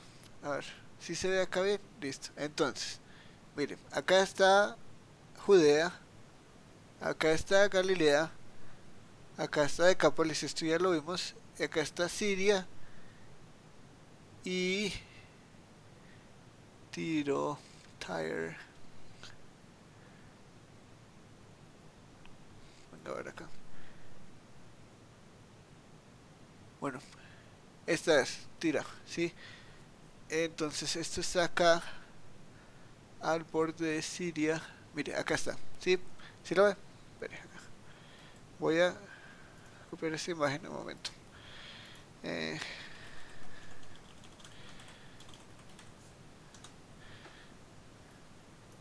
y quiero que usted me diga qué tiene interesante esto.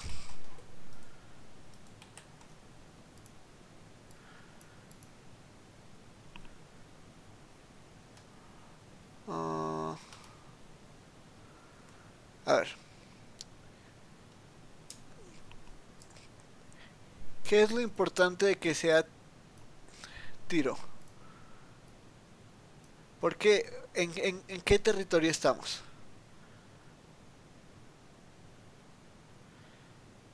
Esta es Judea,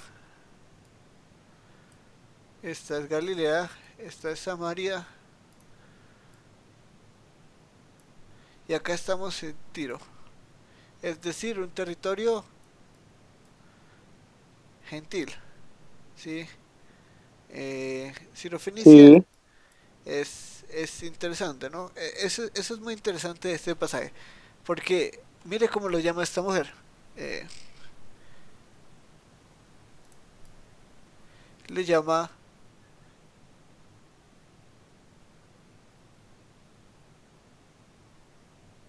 Señor, ¿sí? Ah, me estaba señalando y yo. Eh, Era una mujer de un país gentil, ¿no? Entonces Jesús vuelve al mundo gentil y va a Tiro, la región de Fenicia, ¿sí? Pero una Sirofenicia, pregunta. dígame, Las, per- las personas de Tiro se les decía ciropenicio.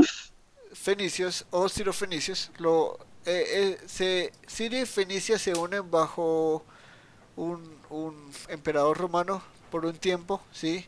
Eh, Ah, Fenicia, no había leído bien. sí, Ya, ya. sí, No, ya. obviamente, sí, esta es la región de Siria, esta es la región de Fenicia, pero luego se unen, ¿no? Entonces, Sirofenicia, sí, lo curioso y es que la evidencia histórica indica que esta mujer probablemente era cananita, ¿sí? Sé que usted no sabe mucho de la Biblia todavía, pero los cananitas eran los que ocupaban la tierra de Canaán, que lógico, ¿no? Antes de los judíos, ¿no? Y se supone que cuando Dios le da la tierra a los judíos, ¿sí? La tierra prometida, ellos tienen que exterminar a los cananitas, ¿no? Y ellos no lo hacen, ellos no hacen lo que debían, ¿no? Y por eso existe esta mujer. Lo que es curioso, porque es una mujer que de nuevo, o sea, ya vimos a un hombre gentil que fue exorcizado, ahora estamos viendo a una mujer gentil y probablemente de cananita, o sea, aún más, o sea, metes en la mente judía, o sea, eso es aún más grave que el endemoniado gadareno, ¿no? Entonces, va dentro de una casa y no quería que nadie supiera, pero no pudo pasar inadvertido, ¿sí? Sino que enseguida al oír hablar de él, una mujer cuyo hijito tenía espíritu inmundo ya fue y se postró a sus pies, o sea, esta mujer no conoce al Dios judío, esta mujer no ha estudiado las escrituras judías, esta mujer es pagana, es griega, probablemente cree o en la mitología griega o en la mitología romana o en la mitología cananita, ¿no?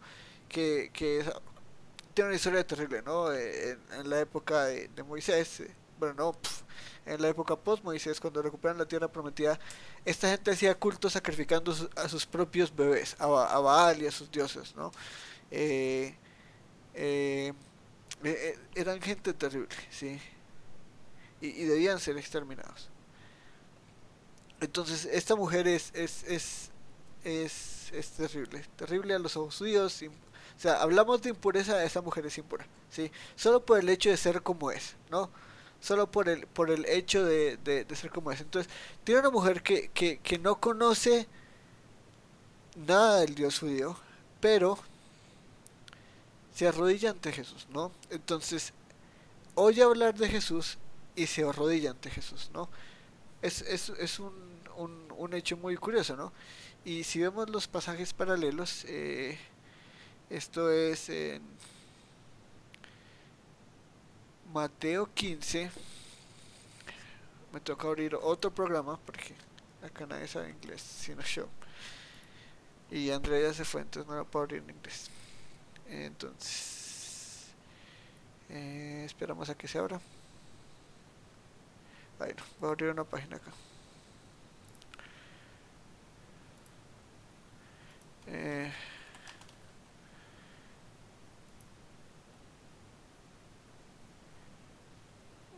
Esto es Mateo 15.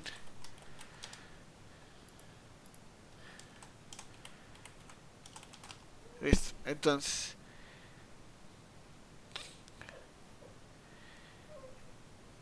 una mujer cananea, como le dice Mateo, había salido de aquella región, comenzó a gritar: Señor, hijo de David, ten misericordia de mí, mi hija está terriblemente herida. Entonces, interesante, ¿sí?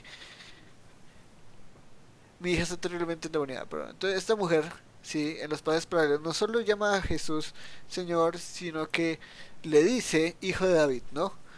Curioso, eh, que una mujer que realmente no tenía tanto conocimiento del judaísmo en general, de las escrituras, de Dios, del Mesías, de nada, lo está llamando hijo de David, ¿no? Y es interesante entender que esta mujer de alguna forma sabe de Jesús, ¿no? Y probablemente ya hizo todo lo que pudo para, para aliviar a su hija en lo que tenía conocimiento de. Probablemente eh, ofrendó o oró o hizo lo que fuera ritual para sus dioses paganos, sí, probablemente intentó medicina, probablemente intentó hechicería, lo que fuera,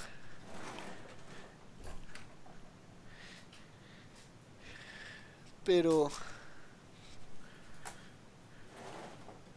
pero nada le funcionó, ¿no? Entonces oyó de Jesús, ¿no? Y de una vez se postra a sus pies, es como su última esperanza, ¿sí?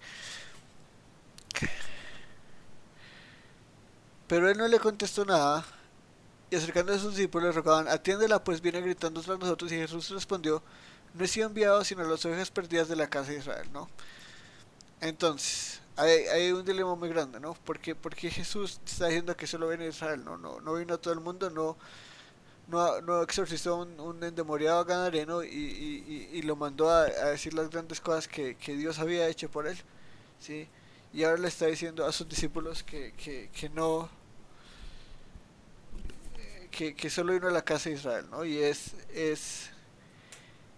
no, y lo vimos en el caso del endemoniado gadareno, no es que eh, la salvación sea para los judíos, sino la salvación viene de los judíos. No, después de todo Jesús era judío, ¿sí? Y lo vimos en Juan 4, ¿no? La salvación es de los judíos, porque viene de los judíos. Ellos son los que tienen las escrituras, ellos son los que tienen la revelación de Dios. Por ellos fue prometido el Mesías, hijo de una virgen, de la tribu de Judá, hijo de David, sí, o sea, todo eso es étnico judío, ¿no? Pero y en su ministerio Jesús vino principalmente a la casa de Israel, ¿no? La iglesia, la la, los primeros miembros de la iglesia, por usar el término contemporáneo, no, miembros, la membresía. Los primeros miembros de la iglesia fueron judíos, ¿no? 120 en el lugar alto en Pentecostés fueron los que recibieron el Espíritu Santo, todos judíos, ¿sí? Entonces, sí, Jesús vino a la casa de Israel primeramente acá, pero no es que su salvación no se extendiera a todo el mundo, ¿no? Porque después de todo ya lo ha dicho y es evidente en las escrituras que el Mesías vino a salvar al mundo entero, ¿sí? El reino de Dios es de toda lengua, tribu, pueblo y nación, ¿sí?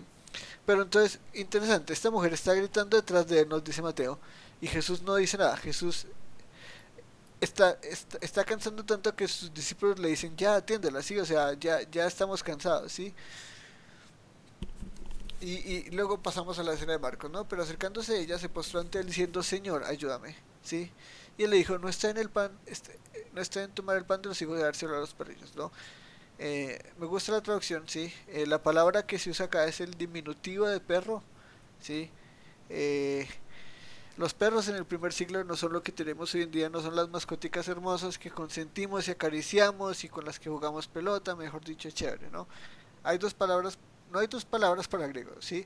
Se utilizan primordialmente dos palabras en griego. Una es kaon, que es la palabra normal, ¿sí? Es ese perro normal, callejero, terrible, grande, ¿sí? Que, que, que vivía en las calles, ¿sí? Eh, Salvaje, algo así. ¿Qué? Un perro salvaje, no. Sí, perro salvaje, sí. No eran mascotas, ¿sí? No había perros callejeros, ¿sí? La palabra que se usa acá es el diminutivo de esa palabra, ¿sí? O sea, perrito, o como lo traducen acá, perrillo. Eh, eran perros, sí, sucios, feos y todo, pero que la gente dejaba entrar a la casa y se alimentaban de las sobras, así como para no barrer, que no es muy diferente a lo que hacemos nosotros. No se cae la comida del piso y es para el perro, sí, pero pues en esa época no era la comida, sino las sobras, sí, era como para que limpiara, sí. Eh, Se podría decir que eran mejores alimentados que los otros perros, sí, y la gente no los rechazaba tanto, sí, al menos les veía más utilidad. Entonces, no está diciéndole, Jesús no está diciéndole acá usted es una perra, sí, un ser sin valor, ¿no? Porque después de todo es cananita, sí, a los ojos de los judíos realmente ella sí era un perro, sí, un rechazo de la calle que es salvaje y todo el cuento, ¿no? Entonces Jesús le dice, deja primero que los hijos se sacien, no está bien tomar el pan de los hijos y echarlo a los perrillos, ¿sí? O sea, uno, o sea, por más de que dejar entrar al perrillo a la casa y le dejar alimentar de las obras, ¿sí? No le daba la comida de mano, ¿sí? Como nosotros, no cogía un pedazo del plato, del pollo, del arroz, de la lenteja, del pan, y se lo daba al perrito para que moviera la colita, ¿no? ¿Sí? No, el perro simplemente comía en las horas. Y es interesante porque es lo que la mujer dice, ¿no? Es cierto, señor, ¿sí? Kyrios, eh, 28. G No de entendí. Apecrice, Kailege Auto. Dígame. No entendí bien el 27. Entonces, recuerde, nos dice que primero vino a la casa de Israel, ¿no? Entonces, él está acá, la función primordial de él es el ministerio de él en la tierra, es primordialmente la tierra de los israelitas, ¿no? Entonces, con el pasaje paralelo de Mateo, ¿no? Entonces él le dice a los discípulos, no he sido enviado sino a las ovejas perdidas de la casa de Israel, ¿sí? Entonces, eh, no es que no tenga solo ovejas en Israel, incluso en Juan lo vemos, hay ovejas que no están en Israel, que son de él, ¿no? Eh, pero cuando le dice a los hijos, está diciendo, yo vine acá primero a los hijos de Israel, esto es una gentil, es una cananita, ¿sí? No es parte de la mesa de Israel, ¿sí? Acá yo vine principalmente a Israel, ¿no? No quiere decir que Jesús era un sionista pro Israel, ¿no? Porque realmente vemos que critica mucho el judaísmo y es el mayor crítico del judaísmo, sí. Eh, y es importante ver que esto no lo dice despectivamente, ¿no? Que él no está pecando diciendo esto, porque hay que considerar estas cosas. Si Jesús tenía orgullo y se sentía superioridad con una cananita, está pecando, ¿sí? Pero no es así, ¿sí? Jesús está haciendo algo y Jesús está mostrándoles y les está dando un ejemplo a sus discípulos de lo que es una fe verdadera, ¿sí? Esta mujer está insistiendo, ¿sí? Esta mujer está insistiendo. Por favor, ten misericordia de mí, ¿sí? Y de mí, ¿sí? O sea, necesito misericordia, ¿sí? Mi hija está terriblemente endemoniada y probablemente se manifiesta en un comportamiento inmoral y acá la traduce bien, ¿no? Hijita, ¿sí? Es una mujer pequeñita, ¿sí? O sea, probablemente tenía de 10 a 12 años o menos, tal vez, ¿sí? Y el griego nos hace ver que eso se manifestaba de cierta forma, de alguna forma inmoral, ¿sí? Que probablemente le estaba haciendo daño. Ella le insiste y él no le contesta. Y los discípulos lo escuchan y les dice, no, ¿sí? No he sido enviado a las ovejas perdidas, sino a la casa de Israel, ¿sí? Ella se postra y le dice, Señor, ayúdame. Y él le dijo, está no está bien tomar el pan de los hijos y echarse los perritos. Ella respondió, sí, Señor, pero también los perrillos comen de las migajas que caen de la mesa de sus amos. ¿Sí? Los discípulos tienen un ministerio, tienen un llamado, ya lo vimos, ¿no? Tienen un No, llamado extraordinario. pero llegamos al punto y es que sigo sin entender la analogía del deja primero que se sacien los hijos porque no está bien tomar el pan de los hijos. Eso no lo entiendo. Sí, todavía no lo he explicado bien, pero bueno. Eh, Ah, Pero es que se Entonces, fue, está bien atrás. el Jesús tiene que mostrarles a sus discípulos lo que es una fe, una fe verdadera, ¿no? Hemos visto mucha gente y en los pasajes paralelos de los evangelios que se van, ¿no? Se enfrentan a Jesús, Jesús les dice tomen su cruz y se van, Jesús le dice tienen que comer de mi pan y de mi cuerpo y de mi sangre y ver de mi sangre, no pueden entrar y se van, ¿no? Hay mucha gente que tiene fe emocional, hay mucha gente que solo cree en los milagros, hay mucha gente que solo quiere el poder, sí, pero no quiere a Jesús, ¿no? Y esta mujer es un testimonio de lo que es una fe salvadora, ¿no? Entonces le dice, le ruega y no le contesta, le ruega y no le contesta, y los discípulos son testigos de eso, ¿no? Una fe salvadora no se cansa de buscar a Jesús. Una fe salvadora no es, lo intenté pero no funcionó, ¿sí? Una fe salvadora reconoce a Jesús y lo busca y lo busca desesperadamente. Bueno, tal vez desesperadamente no es la palabra correcta, pero lo busca intensamente, ¿sí? O sea, somos pecadores y necesitamos a Dios y necesitamos salvación y obviamente estamos desesperados en pecado, ¿sí? Y Dios es el único que nos puede salvar. Y esta mujer le está insistiendo a Jesús que tenga misericordia de él y que le cure la hija, ¿no? Jesús le dice, no, primero, o sea, los hijos a los que yo vine son la casa de Israel, ¿sí? Ellos están sentados a la mesa. Ustedes son los gentiles, ¿sí? Usted es una gentil, ¿sí? Su merced no es parte del pueblo judío, su merced no es parte del pueblo de la promesa, ¿sí? Ustedes son gentiles, ¿sí? Ustedes son perrillos, ¿sí? En el plan redentor de Dios, ¿sí? La salvación vino primero a los judíos y se expandió a los gentiles, ¿no? ¿Sí? Y es interesante porque esa es como la fórmula bíblica, ¿sí? La salvación es para todo, pero vino primero por los judíos, ¿sí? No hay que desprestigiarlo, y lo vimos mucho en los en Romanos, ¿no? Como que los gentiles se creen más que los judíos y los judíos se creen más que los gentiles, y realmente no, sí, somos uno en Cristo y la salvación es para todos, pero vino primero por los judíos. Jesús era un judío, ¿sí?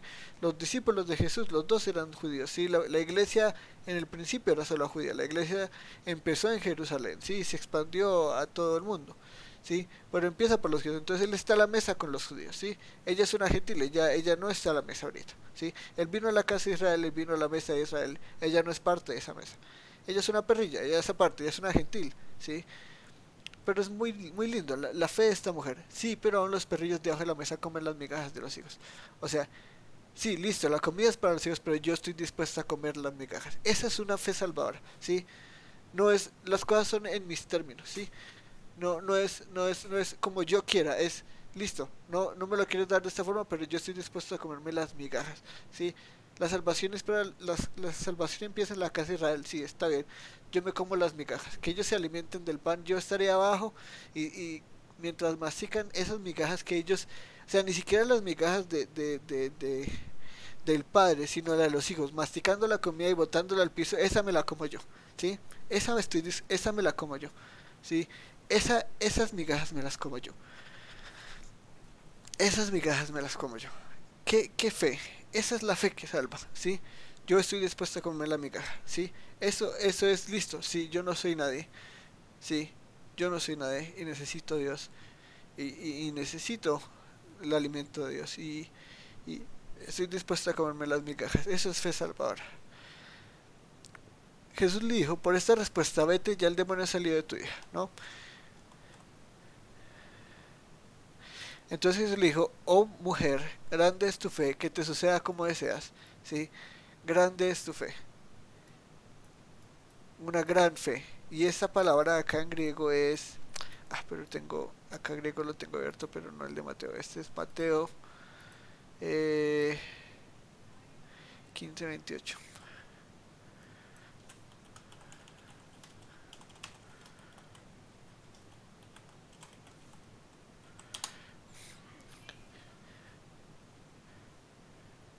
Oh mujer, megale su pistis, grande es tu fe, megale, es una fe mega, una mega fe, ¿sí?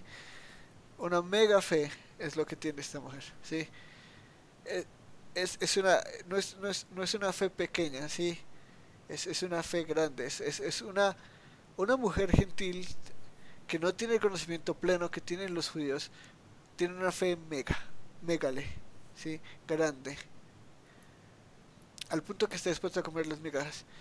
Ningún judío estaría dispuesto a decir eso, ¿sí? A rebajarse a ese punto, aunque todos tenemos la misma necesidad, ¿sí? Ella sí, y por su fe fue sanada su hija, ¿sí? Y esto es fe salvadora. Esto es una fe que se muestra de verdad, ¿sí? Y es interesante como, como de nuevo la cura dice, o sea, simplemente la fe de esa mujer y el conocimiento de él, ¿no? Porque después de todo es el hijo de David, ¿sí? Y reconoce su necesidad, y reconoce que necesita misericordia. Y la hija queda sana en aquel momento, o sea, apenas Jesús habla, se cura, ¿no? Y halló a la niña acostada en la cama, probablemente estaba cansada, ¿sí? Vimos en Marcos uno que cuando una persona es exorcizada usualmente tiene una convulsión, probablemente una niña chiquita, convulsionada, quién sabe cuánto tiempo ha estado así, y está cansada, acostada, pero ahora está bien, y el demonio ha salido. Y la mujer de esta fe es mega, esa es la fe que necesitamos, ¿sí? Esa es la fe en Jesús. Incluso aunque esta mujer no tiene el conocimiento pleno, aunque es pagana y es gentil, se humilla ante Jesús reconoce su necesidad y reconoce la necesidad que tiene Jesús. ¿Sí? No, sí, probablemente era el último recurso en la vida de esta mujer, pero no es simplemente lo intenté y no funcionó. ¿Sí? No es, ay, le di la ofrenda al, al predicar, pero no pasó nada, ya hice todo lo que puede. No, Jesús es lo que necesita. Y Jesús realmente es lo que necesitaba esta mujer, ¿no? Y es una obra hermosa, ¿no? Y empieza en el mundo gentil, ¿no? Ya hemos visto dos personas en el mundo gentil que tienen una fe en Jesús, ¿sí? Volviendo a Jesús a salir de la región de Tiro, pasó por Sidón y llegó al mar de Galilea. Tengo el mapita. Ay, digamos que no lo cerré. Ay, lo cerré. Changos. Bueno, atravesando la región de Decápolis y le trajeron a uno que era sordo y tartamudo y le rogaron que pusiera la mano sobre él. Entonces Jesús, tomando la parte de la multitud a solas, le metió los dedos en los oídos y escupiendo le tocó la lengua con saliva. Levantando los ojos al tiempo, suspiró profundamente y le dijo, Éfata, Éfata, esto es, ábrete. Al instante se abrieron los ojos y desapareció el impedimento de su lengua y hablaba con claridad. Jesús le ordenó que a nadie se lo dijeran, pero mientras más se lo ordenaba, tanto más ellos lo proclamaban y estaban asombrados en gran manera y decían, todo lo ha hecho bien, aún los sordos hace oír y a los mudos hablar, ¿no? Entonces, pasa por Decápolis y aquí está la respuesta de por qué esta mujer sabe de Jesús, ¿no? En Decápolis, en la región de Decápolis es donde tenemos al demonio de endemoniado Gadareno que Jesús curó y que mandó a predicar, ¿no? Realmente mandó a decirle las grandes cosas que Dios, el Dios de los dioses, había hecho por él, ¿no? Y sale de la región de Tiro, pasa por Sidón, atraviesa el Decápolis y le traje uno que está sordo y tartamudo y le rogaron que pusiera la mano sobre él. Entonces saben quién es Jesús porque han oído del endemoniado Gadareno y han sido testigos del cambio que ha tenido, ¿no? Entonces ya saben el poder de él, ¿no? Y viene y le traen uno que era sordo y tartamudo, ¿no? Recuerde que tartamudo o con impedimento de habla es porque simplemente la gente sorda desde la infancia o cuando queda sorda de nacimiento no escucha y cuando no escucha no puede hablar bien porque no puede reproducir sonidos, ¿no? Jesús lo saca de la multitud, ¿sí? Y a solas, ¿sí? Le mete los dedos en los oídos, o sea, él reconoce el problema de él, ¿sí? Él sabe lo que tiene, le escupi, y le escupe, le toca la lengua con la saliva, ¿no? Entonces él sabe, esto parece como loco, ¿no? Como que es esto, llega y le mete los dedos en los oídos y le escupe de una vez, ¿no? Esta persona no puede escucharlo, ¿sí? Esta persona no puede, no puede hablar, no puede comunicarse, ¿sí? O sea, no es lo mismo que tenemos hoy en día, no son los mismos recursos que tenemos hoy en día, no hay lenguaje de señas oficial de arameo, no hay lenguaje de señas oficial de hebreo, ¿sí? Estas personas tienen una vida mucho más difícil, ¿sí? Eh, Jesús lo aparte de la multitud. Jesús quiere mostrarle el poder de Dios, ¿no? Entonces, le mete los dedos en los oídos. Él sabe lo que él tiene, ¿sí? Él no necesita que nadie se lo diga. Él es quien él es, ¿no? Le mete los ojos en los oídos. Leona, plum. Yo sé que está sordo. Le mete la lengua, le toca la lengua con la saliva. Y, y sabe que él tiene impedimento para hablar, ¿sí? Que su lengua no está suelta, que su lengua no es la común. Y levanta los ojos al cielo para que él vea y reconozca que esto es de Dios, ¿sí? No de él, sino Dios, ¿sí? Entonces recuerda, siempre la gloria al Padre, ¿no? Y Jesús no vino a darse gloria al mismo, sino a glorificar al Padre y hacer todo lo que el Padre quería, agradar al Padre. Entonces, este hombre está presenciando de cierta forma un lenguaje de señas, ¿no? Un lenguaje no verbal para que él entienda lo que está pasando, ¿sí? Estás sordo, estás mudo, pero vas a ver el poder de Dios, ¿sí? Y vas a ser testigo de quién es el Dios de Israel, porque realmente estamos hablando de Decápolis, ¿no? Una región gentil, ¿sí? Le dice Éfata, esto es ábrete, ¿sí? Al instante se abrieron sus oídos y desapareció el impedimento de su lengua y hablaba con claridad. Y déjeme ver si acá puedo poner el paralelo en inglés que me gusta. Quiero comparar la traducción. Esto es ESV. No, ERB, no, ESV.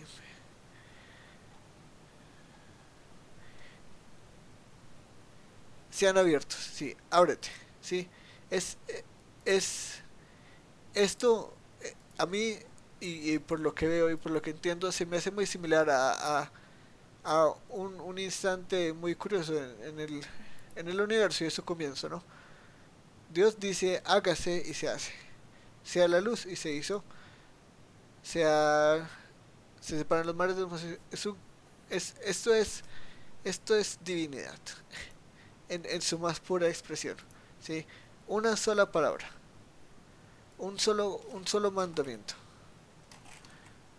y ya, inmediatamente, como de la nada, ¿sí? Al instante, inmediatamente, ¿sí? 35. Esta es la palabra que le dije que era muy importante en,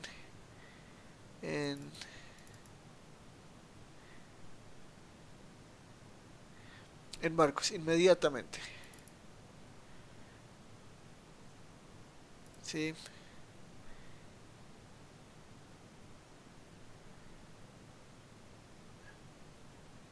Y se abrieron sus oídos y desapareció su, su, su, su impedimento de lengua, ¿no? Su capacidad para hablar. O sea, esta persona no ha escuchado un sonido toda su vida y ahora habla un idioma perfectamente, ¿sí? No necesita, no necesita adaptarse al mundo, no necesita eh, ver, reaprender arameo, no necesita nada de eso, no hay terapia de hablar, no necesita un fonoaudiólogo, no necesita una fonoaudióloga, no. Sí, los milagros de Jesús no son incompletos. Esta persona no solo acaba de escuchar por primera vez en su vida, ¿sí? Y no solo acaba de escuchar, sino que las primeras palabras las escucha Dios mismo, ¿sí? Y todo problema que tenía, o sea, creación pasó ahí, ¿sí? Es impresionante, pero lo que fuera que tuviera un tímpano defectuoso o algo roto dentro del oído o algo que no era, ahora está. Lo que no estaba y lo que no funcionaba, lo que no estaba conectado ahora está conectado, ¿sí? Eso es creación. Oídos nuevos y no solo eso. No solo es eso, o sea, conocimiento perfecto de un idioma, ¿sí? Conocimiento perfecto de un idioma que nunca había escuchado, ¿sí? Que ahora es capaz de entender perfectamente porque nunca lo había escuchado, ¿sí? Y de hablarlo perfectamente. Y Jesús les ordenó que nadie se lo dijeran, pero mientras más se los ordenaba, tanto más ellos lo proclamaban, ¿no? Y es curioso porque ahora estamos ahora estamos en territorio gentil y la primera vez que fuimos a territorio gentil le dijo, ve y diles las grandes cosas que Dios ha hecho por ti. Ahora les dice, no le digan a nadie, ¿no? Y es importante, ¿sí? Es importante entenderlo y entender en el contexto del pasaje, ¿sí? Jesús vino acá no a hacer un show de milagros, Jesús no vino acá a hacer un show de exorcismo, ¿sí? La obra de Jesús para la humanidad es redentora. Y eso lo tienen que entender ellos, ¿sí? Y por eso el ejemplo de la fe, y por eso la impureza del corazón. Lo que necesitamos es un cambio de corazón. Los gentiles necesitan un cambio de corazón como los judíos necesitan un cambio de corazón. Ya han escuchado de él, ahora tienen que esperar, porque lo que viene es lo que viene para los gentiles y lo que va a pasar en el mundo gentil, ¿sí? No es que van a escuchar de Jesús como el que los cura y el que tiene el poder de exorcizar y el don milagroso, ¿sí? Aunque se arma una multitud pequeña, bueno, pequeña entre comillas, lo vamos a ver, la alimentación de los 4.000 sin contar hijos y mujeres, niños y mujeres no es pequeña, pero, pero ahora Jesús le está diciendo, no le digan a nadie, porque cuando escuchen de él nuevamente, ¿sí? No va a ser como Jesús el que cura y hace milagros, ¿sí? Sino Jesús, el Dios hombre, que dio su vida por ellos para que en vez de tener cuerpos sanos y estar libres de demonios, tengan vida y vida en abundancia, ¿sí? El propósito de Jesús acá es comprar personas de toda tribu, pueblo, lengua y nación con su sangre, ¿sí? Ese es el propósito y no hay que desviarnos de ese propósito. Sí, las señales apuntan a eso y a la edad de Jesús, pero ese no es el propósito. Por eso les dice, ahora no, ¿sí? El demonio gadareno, ve y diles, ¿sí? Prepara el terreno, ¿sí? Prepara el terreno porque lo que se va a venir es salvación a los gentiles, ¿sí? Obviamente primero a los de la casa de Israel, ¿no? Primero a los de la casa de Israel y eso es lo que vino primordialmente. Él no vino a ser un rabí judío, ¿sí? Eh, pero es el Mesías y el Mesías es el rey del reino de los cielos, ¿no? Y el reino de los cielos Pregunta. dígame. Bueno, como usted ya habíamos visto, antes los mandaba a decir lo que él hizo y a otros que no, ¿no? Pero digamos aquí no le obedecieron, en las otras sí lo obedecieron, No, ¿no? no, recuerde que los judíos les decían no digan nada, no, curaba a alguien y le decía por favor vete a tu casa, haz lo que tienes que hacer, cumple la ley judía, muéstrale a los escribas de los fariseos que ha hecho y ellos no obedecen, ¿sí? Los judíos son desobedientes por naturaleza, ¿sí? Al endemoniado gadareno le dice y él va y predica de Jesús lo que sabe, ¿no? Eh, Probablemente escuchó algo, o habló algo, investigó algo, porque la mujer cananita le dice hijo de David, ¿no? Eh, pero cuando Y es si, cuestión de poder y de milagros, la gente no se quiere quedar callada porque es lo que quieren ellos. Ellos quieren el milagrito, ¿sí? La multitud quiere el aun cuando milagrito. él sabe que no le iban a hacer caso, lo dice. Sí, ¿O qué relación tiene eso? no, él nos está mostrando y él les está mostrando que ellos no entienden que ese no es el propósito de él, ¿sí? Claro, todos queremos el milagrito, todos queremos el que nos hace los milagritos, el que nos cura todas las enfermedades, el que nos hace la vida más fácil, todos queremos eso, ¿sí? Gentiles y judíos, eso no hay diferencia en eso, si hay poder y lo podemos tener, ¿sí? Ahí sí, gloria a Dios en las alturas y hacemos lo que sea necesario, ¿sí? No, no, hacemos el ritualito, nos ponemos la ropa interior, no sé qué, las uvitas, lo que sea necesario, ¿sí? Donde hay poder, Ya, ya. buscamos lo que Sí, sea sí, sí. necesario, ¿sí? Estas personas están haciendo lo mismo, los judíos hacen lo mismo. ¿Por qué se forman multitudes? Porque ellos no entienden, solo quieren el milagro, ¿sí? Pero él nos está diciendo esto, ¿sí? Y Marcos lo está diciendo y Jesús lo está diciendo porque él sabe que sí hay salvación para los gentiles, pero para que la salvación llegue primero tiene que cumplir su obra en la tierra, ¿no? Y su obra, y desde que empezó su ministerio él lo vio, ¿no?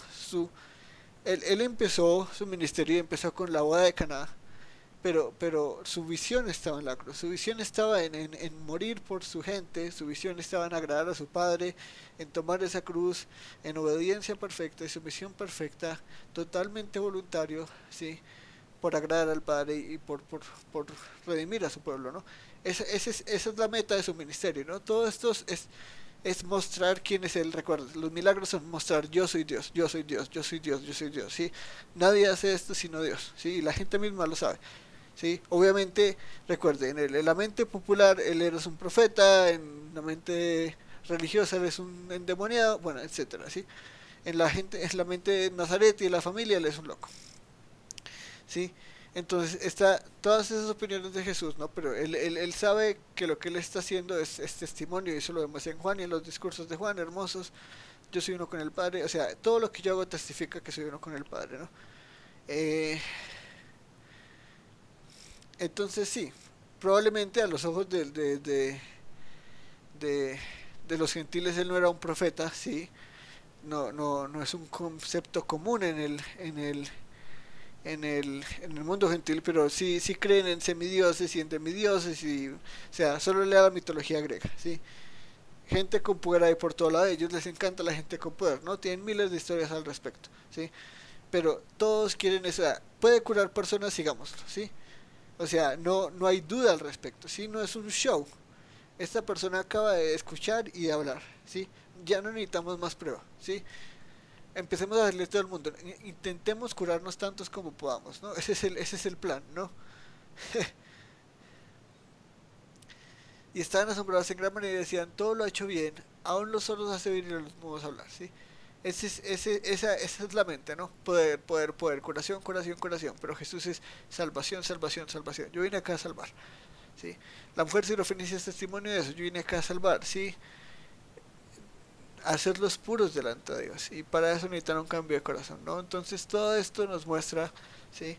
Nuestra naturaleza, lo que, mucho que condena la tradición, la importancia de la palabra de Dios, la importancia de Dios, lo que hace un culto verdadero, eh, obviamente la fe, una mujer verdadera fe que salva, fe que reconoce a Jesús por quien Él es, ¿sí? Obviamente no tiene, esta mujer no tiene el conocimiento totalmente y pleno, ¿sí? No va a escribir Romanos como Pablo lo va a hacer, pero reconoce a Jesús, reconoce el poder de Jesús, reconoce la autoridad de Jesús, reconoce el señorío de Jesús, ¿no? Y reconoce el poder de Jesús, ¿sí? Y obviamente pues vemos la curación de este hombre, sordo y mudo. Bueno, mudo entre comillas, no recuerdo que los sordomudos realmente no existen, ¿no? O son muy poco probables que alguien realmente sea sordo y mudo. Pero sí, eh, este es Jesús, ¿sí? No, su ministerio no es sanaciones y exorcismo, su ministerio es salvación a la humanidad, ¿sí? A los suyos, realmente, ¿sí? Hablando ya calvinísticamente. Eh, ¿Preguntas? Nein, Keine, keine Frage. keine Frage. Ok, danke. Entonces,